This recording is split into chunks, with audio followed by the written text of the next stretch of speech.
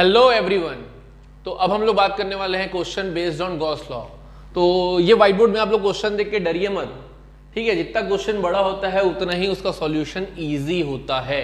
इससे पहले ही मैंने आपको बताया था कि गॉस लॉ के क्वेश्चंस में क्या होता है कि बेसिकली और जनरली आपको फ्लक्स पूछा जाता है और चार्जेस पूछे जाते हैं। तो ये जो पीछे क्वेश्चन आपको लिखा हुआ है उसमें भी यही चीज पूछा गई है, ठीक है। बट पूछने का तरीका थोड़ा अलग है और फ्लक्स को क्या किया है इन्होंने पार्ट्स बाय पार्ट्स डिवाइड करके पूछा है। तो लेट्स सी कि ये क्वेश्चन पहले क्या बोलता है, उसके बाद क्या करेंगे कि हम इसके सॉल्यूशन को देखेंगे। तो let's start. an electric field is uniform and in the positive x direction for positive x and uniform with the same magnitude in the negative x direction for negative x. It is given that आपको ये बताया गया है कि electric field जो है वो 200 आई है पॉजिटिव डायरेक्शन के लिए x ग्रेटर देन 0। मतलब आपको क्या किया, पहले एक सिलेंडर लिया है, सिलेंडर को क्या किया, डिवाइड कर दिया है थ्रू एक्सिस। अगर हम निगेटिव डायरेक्शन में मेजर करेंगे तो वो निगेटिव आएगी और पॉजिटिव डायरेक्शन में मेजर करेंगे तो पॉजिटिव। तो एक लाइन में ये मानो कि जब भी तुम्हारा ओरिजिन से पॉजिटिव डायरेक्शन में मेजर करोगे तो आपकी इलेक्ट्रिक फील्ड पॉजिटिव है और ओरिजिन से निगेटिव डायरेक्शन में मेजर करोगे तो वो आपकी क्या है, आपकी निगेटिव है, ठीक है। तो आपका ये दिया है 200 I positive for positive x direction और negative -200 I for negative x direction. साथ में क्या दिया है कि ये right circular cylinder of length 20 centimetre जो कि नीचे बना हुआ है एंड रेडियस 5 सेंटीमीटर आपका ऑलरेडी डिपिक्टेड है, has it centre at the origin, जिसका सेंटर को ओरिजिन में माना गया है, यानी कि इसका जो हम लोग कोऑर्डिनेट सिस्टम है इस पर्टिकुलर सिलेंडर के सेंटर से बनाए हैं। इसका ये मतलब है 20 सेंटीमीटर अगर इस पर्टिकुलर सिलेंडर की टोटल लेंथ है तो मैं क्या करूंगा, ये सेंटर इस पर्टिकुलर सिलेंडर को दो पार्ट्स में डिवाइड करेगा। इसके पीछे अगर निगेटिव डायरेक्शन में हम डिस्टेंस मेजर करेंगे तो वो निगेटिव होगा और इसके उस साइड में यानी कि राइट साइड में अगर मेजर करेंगे यानी कि वो पॉजिटिव होगा। तो क्लियरली देखिए इस 20 सेंटीमीटर को अगर निगेटिव साइड में ओरिजिन से मेजर किया तो यहाँ पे -10 आया और यहाँ से पॉजिटिव डायरेक्शन मेजर किया तो दैट विल बी +10। क्लियर है? This is the representation of coordinate system how we measure. Similarly आपको क्या दिया हुआ है, is along the x axis so that one face is at x is equal to +10 जो मैंने आपको बताया +10 और x equal to -10 on the other. अब पूछा क्या है, चार क्वेश्चंस को ये समझते हैं कि what is the net outward flux through each flat face. पहले तो समझते हैं कि फ्लैट फेस क्या होता है। ईच फ्लैट फेस की बात किया तो फ्लैट फेस जो होता है वो ये है, आपको क्लियरली देख लिया सिलेंडर के दो फ्लैट फेसेस होते हैं जिसको हम लोग सर्कुलर फेसेस भी बोलते हैं। इन दोनों फ्लैट फेसेस में हम लोग को क्या करना है, नेट फ्लक्स निकालना है। सेकंड क्या बोला, what is the flux through this side. Side मतलब होता है ये जो सिलेंड्रिकल का कर्व सरफेस होता है उसको हम लोग साइड बोलते हैं। तीसरा क्या बोला, what is the net outward, net outward flux through the cylinder, through the whole cylinder की बात करेंगे, मतलब फ्लैट फेस प्लस साइड दोनों को मिला के कितना फ्लक्स आ रहा है। लास्ट में what is the net charge. Net charge हमेशा बोला था मैं आपको पूछेगा ही, तो ये नेट चार्ज भी पूछा है। तो let's start from the flat faces और साइड फेसेस, दोनों को देखते हैं। पहले ये देखते हैं कि अगर आपको पता चल रहा है कि इलेक्ट्रिक फील्ड आपका निगेटिव और पॉजिटिव डायरेक्शन में है तो इलेक्ट्रिक फील्ड इस डायरेक्शन में निगेटिव साइड में किस तरीके से है, Ex is equal to -200 i. Clear है? साथ में अगर इलेक्ट्रिक फील्ड इस डायरेक्शन में देखिए this will be nothing but Ex equal to +200 i. अब साथ में इस फ्लैट फेस का अगर मैं एरिया वेक्टर देखूं वो किस डायरेक्शन में, इसी डायरेक्शन में है ना। मतलब यहाँ आप कह सकते हैं एरिया वेक्टर यानी कि del s is nothing but it will be nothing but -del s i. मतलब ये कह सकते हैं del s is nothing but -del s i, क्योंकि आप निगेटिव डायरेक्शन में ले रहे हैं। इस डायरेक्शन में अगर मैं बात करूं कि इसका एरिया वेक्टर का that will be nothing but del s is nothing but +del s i cap, क्योंकि आप पॉजिटिव डायरेक्शन मेजर कर रहे हैं या निगेटिव डायरेक्शन में मेजर कर रहे हैं।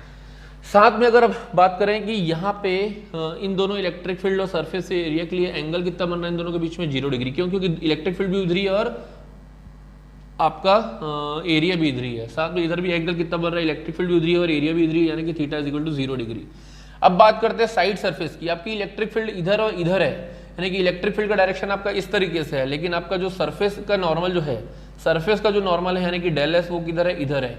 इलेक्ट्रिक फील्ड आपकी किधर है, इधर है। दोनों के बीच में एंगल कितना बन रहा है, 90 डिग्री, यानी कि यहाँ का जो फ्लक्स रहेगा वो कंट्रीब्यूट नहीं करेगा क्योंकि दोनों के बीच में एंगल कितना बन रहा है, 90 डिग्री। तो लेट्स स्टार्ट करते हैं पहले कि flux through the flat faces. तो मैं लिखता हूं कि flux through left face, left face से कितना आएगा, it will be nothing but φL, it will be nothing but E dot del s, और E आपका कितना है लेफ्ट फेस में, it will be nothing but -200 I dot. आपका area कितना है, it will be nothing but del s i del s i. अब ये बताइए इस पर्टिकुलर सर्कुलर सरफेस का एरिया कितना होगा? It is nothing but pi r square. तो put it here minus 200 I dot pi r कितना है आप लोग का 5 सेंटीमीटर, सेंटीमीटर को कन्वर्ट कर दो 5 इंटू 10⁻² का स्क्वायर आई।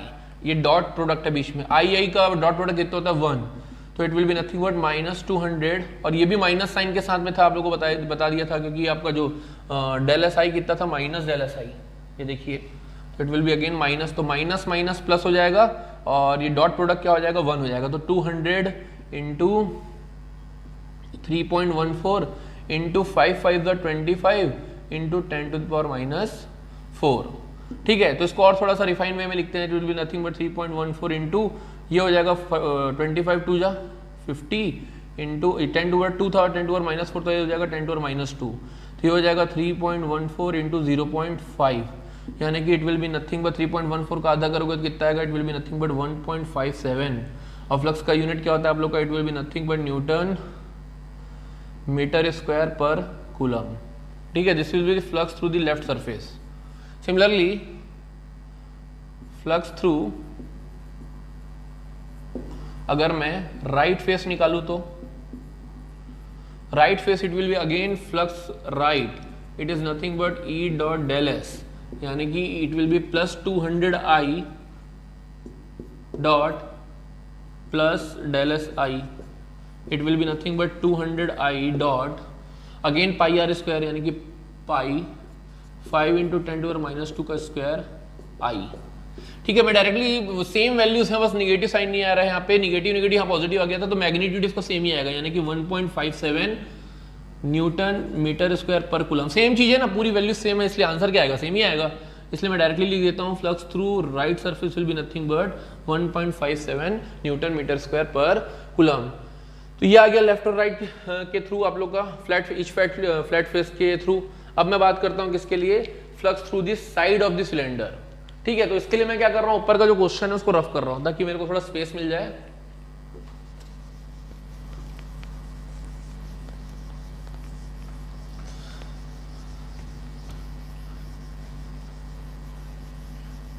होपफुली आपको अभी तक समझ आया होगा जो मैं बता रहा हूं। अब मैं बात करता हूं flux through side of the cylinder. तो अगर साइड ऑफ सिलेंडर से अगर आप फ्लक्स निकालोगे यानी कि ये वाले सरफेस से, तो डायरेक्टली आपको निकलेगा flux through side it will be nothing but e dot del s and it will be nothing but e del s cos 90 यानी कि it will be nothing but 0 क्योंकि कॉस 90 कितना होता है आप लोग का 0। तो I can say that flux through side is nothing but 0।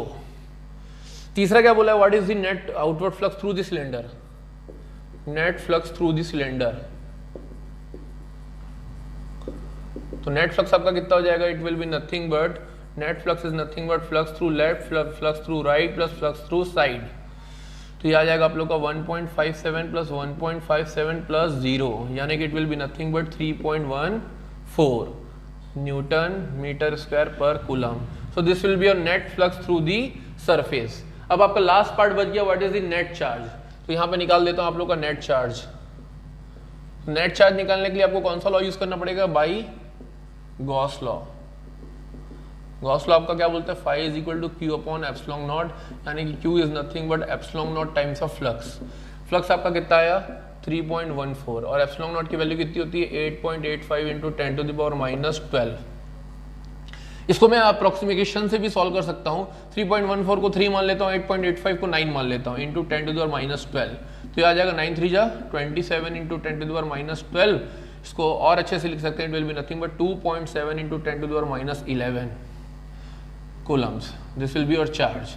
तो आपकी वैल्यूज अगर चेक करके देख लेना इतनी ही आएगी, 2.7 समथिंग आएगी। तो ये अप्रोक्सीमेशन से मैंने सॉल्व कर दिया। So this is the total charge through the surface cylinder.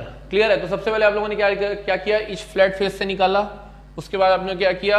Side surface से निकाला, उसके बाद आपने टोटल फ्लक्स निकाला, उसके बाद नेट इंक्लोज चार्ज आप लोगों ने निकाला इस पर्टिकुलर क्वेश्चन में। So this is very important question exam point of view से, और ये एनसीईआरटी का क्वेश्चन है। तो इससे आपके इस टाइप के क्वेश्चंस के आने की प्रोबेबिलिटी आपके एग्जाम में ज्यादा रहती है। So that's all for today, thank you.